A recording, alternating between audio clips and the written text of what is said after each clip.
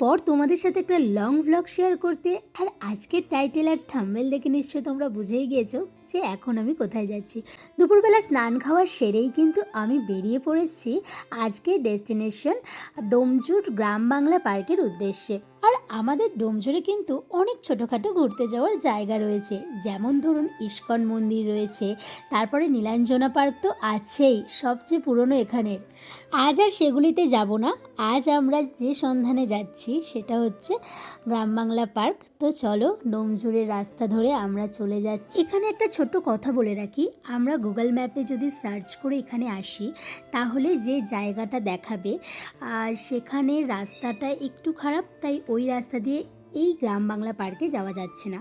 তো তার ঠিক আগের গলিটা দিয়ে আমরা কিন্তু গ্রাম বাংলা পার্কে যাচ্ছি। তো আপনারাও যখন আসবেন একটু ভেবে আর একটু জিজ্ঞাসা করে নেবেন মানুষদের, তাহলে কি হবে, সুবিধা হবে আপনাদের। তো চলুন এবারে গ্রাম বাংলা পার্কে যাওয়ার রাস্তায় ঢুকেই পড়েছি প্রায়।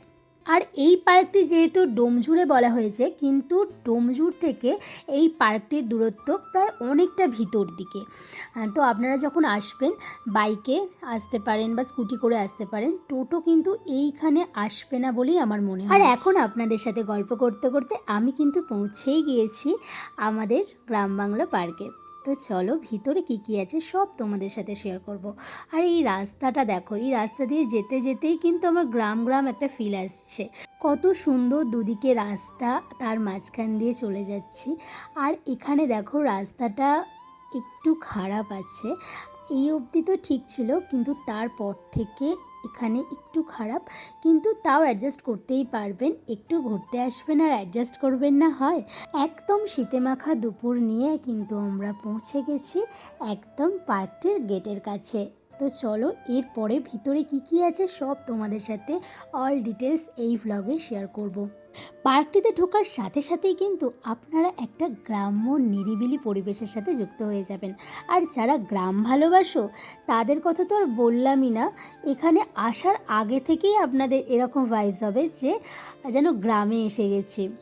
আর এখানে আপনারা পরিবার নিয়েও আসতে পারেন, তার কারণ বাচ্চাদেরও খেলার জায়গাও এখানে আছে। ফার্স্টে ঢুকতেই কিন্তু এত বড় একটা জলাশয় রয়েছে, আর ভিতরেও আছে, ফার্স্টে দেখিয়ে দিলাম এটা। তো চলো এবার ভিতরে যাওয়া যাক।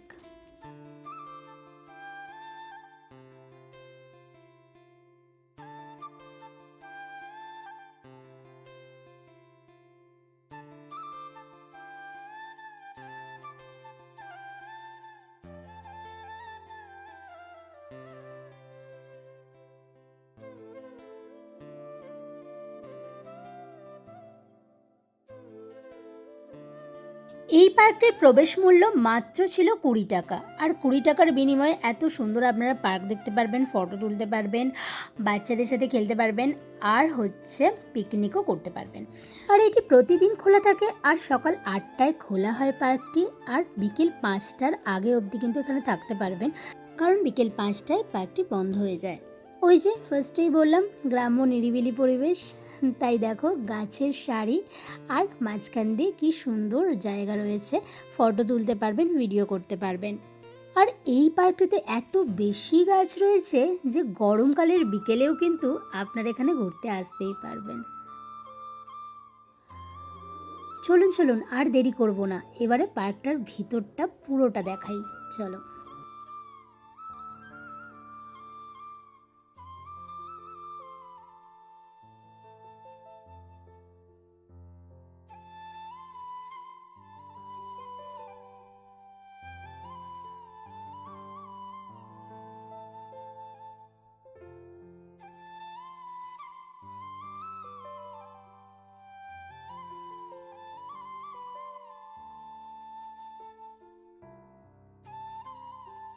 আর এখানে রয়েছে বাচ্চাদের জন্য বিভিন্ন রকম দোলনা, আর এখানে বিকেল হলে অনেক বাচ্চারাও আসে।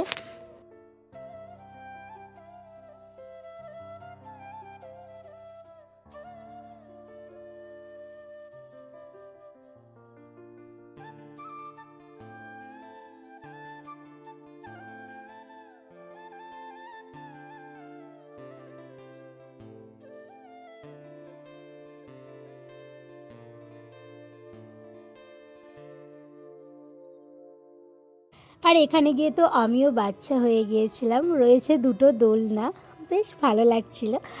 আর সব পার্কে এরকম থেকে থাকে, আর আমার তো খুব ভালো লাগে এরকম দোলনা চড়তে। তারপর ওই যে বললাম আপনারা অনেক ফটো তুলতে পারবেন এখানে, তাই জন্য আমিও অনেক অনেক ফটো তুলে নিয়েছি। আর এখানে দেখুন আর একটা জলাশয় রয়েছে একদম ফুলে ঘেরা বাগান দিয়ে।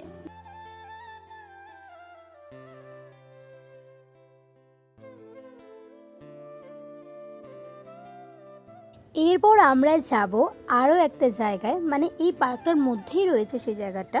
তো চলো তোমাদেরকে দেখাই, ওই দূরে দেখা যাচ্ছে, আর ওইখানটায় যাব। ওখানটায় যেতে যাওয়া একটু টাফ, বাট ওখানে সবাই যাচ্ছিল কিন্তু, তাই জন্য চলো আমিও যাব। এই যে দেখতেই পাচ্ছ চলে এলাম। আর এখানে অনেক রকম গাছ রয়েছে, আর এত ভালো ভালো ফটো রিলস হবে এখানে। মানে যদি দুপুর দুপুর করে তোমরা আসো তাহলে অনেক ফটো ভিডিওস তুলতে পারবে। কিন্তু আমাদের যেতে যেতে প্রায় বিকেল হয়ে গিয়েছিলো, মানে ওই 3:30 বেজে গিয়েছিলো, তার জন্য বেশিক্ষণ থাকতে পারিনি, বাট তাও অনেক ছবি তুলেছি। এই যে এখানটা দেখো কত সুন্দর লাগছে। চলো এই জায়গাটাও তোমাদের ঘুরিয়ে দেখাই।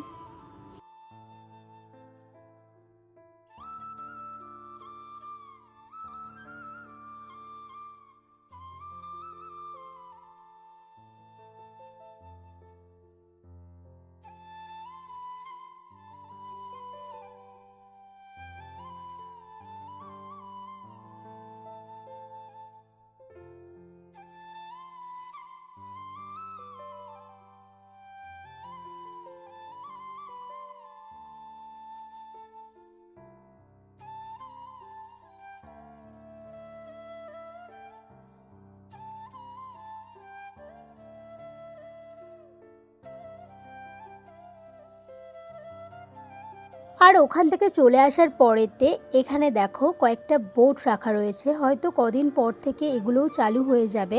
আর আমি যখন গিয়েছি তখন হচ্ছে এগুলো রং করা হয়েছে, সবেই রং করা হয়েছে।